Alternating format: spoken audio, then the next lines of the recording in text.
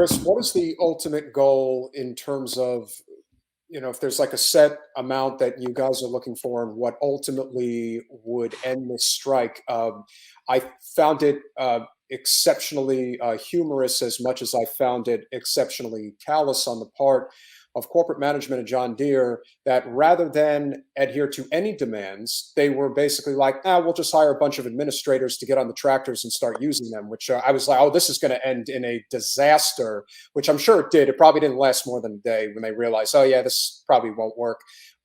So what is it that you guys are ultimately looking for? And we all know that from a corporate, especially a company like John Deere, their goal is the bottom line all day, every day. So they'll try to hire cheap labor before they come to the realization that the amount of time it's going to take to basically create a new workforce is not going to be worth it financially, rather than just doing the right thing, which is adhering to the needs of their current employees. That's a great question, Peter, and thank you. Look, they're not capable of doing any production with the salary folks that they have in there. They only have a few. They might be picking some repair parts. But look, they can't run the lasers to cut the steel. They can't run the brake presses to bend the metal. They can't weld them up. They can't assemble them. They can't paint them. They can't pack them out. So really, for them to produce their product and to keep their customers satisfied, and again, I mentioned that, it's pretty hot right now. Farmers are harvesting their crops. They're getting paid, and they want to buy agriculture implements. So the sooner, the Deere can kind of come to terms that, look, we want something fair. We want something that's equitable. And we feel that what was offered to us on October 4th with the tentative agreement was in no way fair, and there was no equity in it. We want a fair shake. And when we sent those guys back to the bargaining table that following Monday, from what I understand, it's, I wasn't there, and it's pretty tight-lipped about all that stuff. But, I think they asked for, $5 out of the gate and some raises thereafter, and pretty much what our pre-97 people contract had. That's what we asked for. But again, I really can't speak to what's going on in negotiations there. Of course. They're trying to bargain in good faith. I hope both sides are. And there's been a rumor circulating around today that Deere is cutting off health insurance tonight at midnight. There was a statement by Deere, and here I'll pull it up for you. I finally got to the bottom of it. But look, GM tried to pull healthcare coverage away from their workers a couple years ago, and it didn't work. It didn't play out at all well with the public. If we're going to bargain in good faith, you can't hold your employees' health coverage over their heads and use it as a tool to manipulate, a yes vote, come time for a tentative agreement. But I'll read you this. This is a response from Deere that I received. Second. Quote, "We have not been able to validate any of the reports from social media regarding customer service. John Deere has not taken any action whatsoever to determine employee health care because of the strike." So that kind of indicates to me that they're doing the right thing, and they're keeping people's insurance plugged in. Because they have employees, we have members that are, they have prescriptions they got to fill every month. They have doctor's appointments, they have medical needs. So, yeah, of course, we here we're big proponents of Medicare for all, because we actually think it's ridiculous that your healthcare should be tied to your employment. We just think people should just have healthcare. So, and I also think that this is a prime example of where employers can use healthcare as a bargaining chip and strangle people with it. And there's so many people are stuck in their jobs because of their healthcare. And so this is one of those because normally I think when you've got smaller businesses, a lot of those employers want Medicare for all because they don't want to be providing health insurance for their small business. But for these bigger companies, they're able to use it as like a weapon. You're exactly right. I myself am a big proponent of Medicare for all. For one, I think everyone has the right to, healthcare, and they should have that no matter who they are. And also think about what it would do for workers. If you had healthcare and you could take it with you, your healthcare with you to the job down the street, do something better. that would also make employers more competitive as far as wages. And it's, and I know you guys have heard this one before, but we're the only major industrialized country in the world that doesn't offer, public health care. And, it's because we have a political system that's characterized by legalized bribery. Yeah, it is in every sector. And when you were talking before about, how John Deere is making hand over fist right now, and I'm picturing, at their shareholder meeting and all the shareholders are sitting around and like calculating all their money. And it occurs to me that I don't see how shareholders and union members aren't just so diametrically opposed. I mean, it's just outrageous that these things have to be like this to me. Yeah, I mean, look, we understand the purpose of the corporation is to create shareholder value. That's understandable. We get that. But what we're asking for is something a little more fair. When I threw out the term classist, at the beginning of this interview, I mean, that's kind of what I meant. The wealth that was created of these billions of dollars was on the backs of the workers that build those products. Of course. And I don't know how long John Deere cannot produce for, but I would have to believe a lot of farmers waiting for repair parts, waiting for new combines, waiting for new tractors, waiting for new balers, are only going to wait so long before they trade in that pretty green and yellow paint for something blue or red. How much of their production is? I mean, this factory, this location, is that like the bulk of their production? Is that everything like here? So at our facility here in Ottumwa, we make hay equipment. So like stuff to cut the hay with called mower conditioners, round balers, square balers, things like that. Depending on the location we're at, we've got, 9 units in our master agreement. We got 3 big facilities up in Waterloo, Iowa. They make cotton equipment down in Ankeny by Des Moines.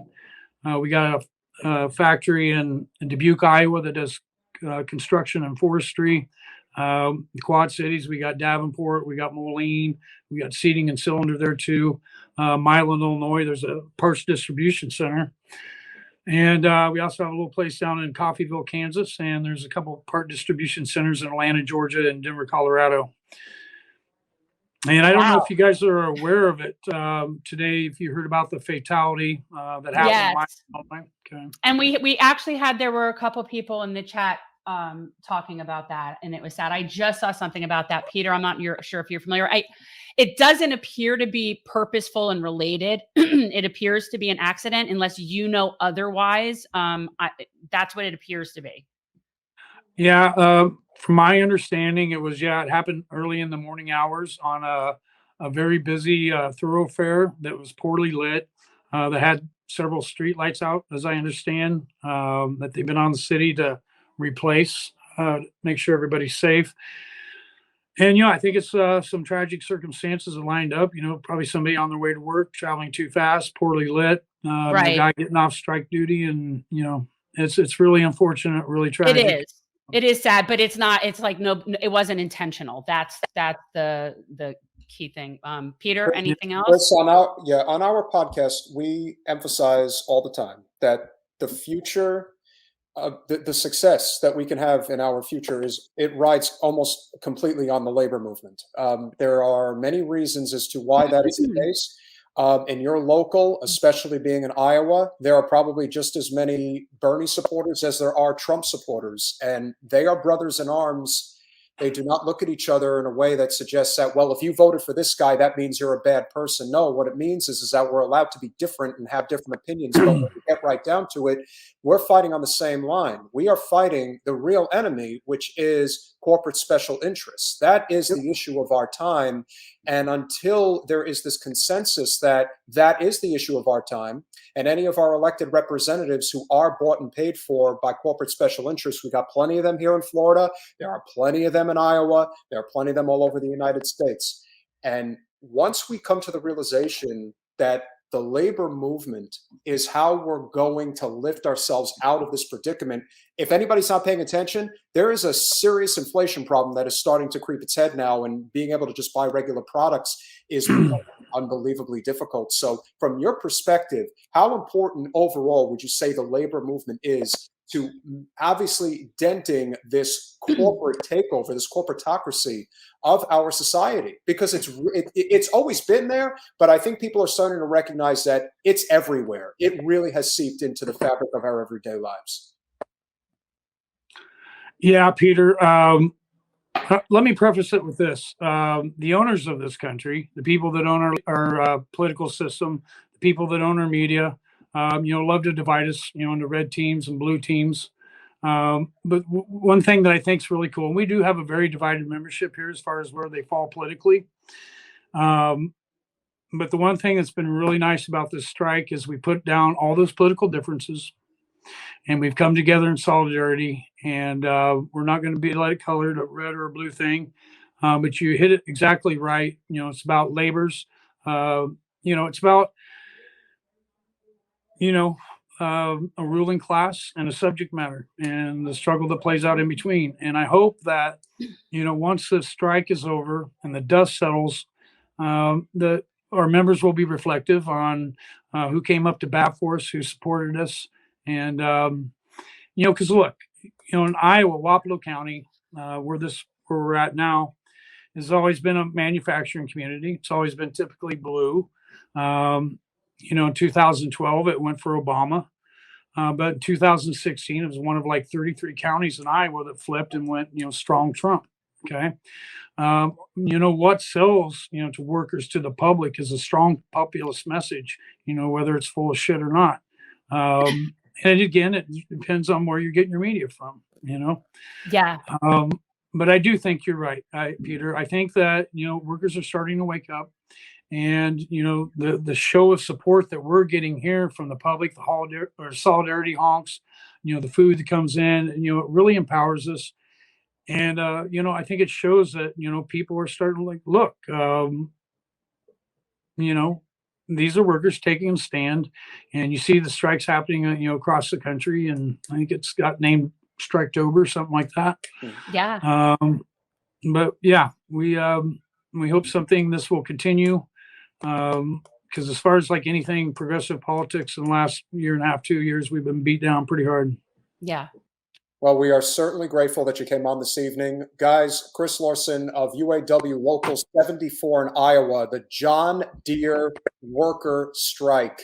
Please, in solidarity, if you are in the Quad Cities, if you are in if you're in Des Moines, if you are in any area that you have the opportunity to get out to where this strike is happening, please do so. This is immensely important. Again, we cannot emphasize enough, the future is with labor. Yes. Chris, thank you so much for coming on. Thank you, definitely Chris. Keep in touch.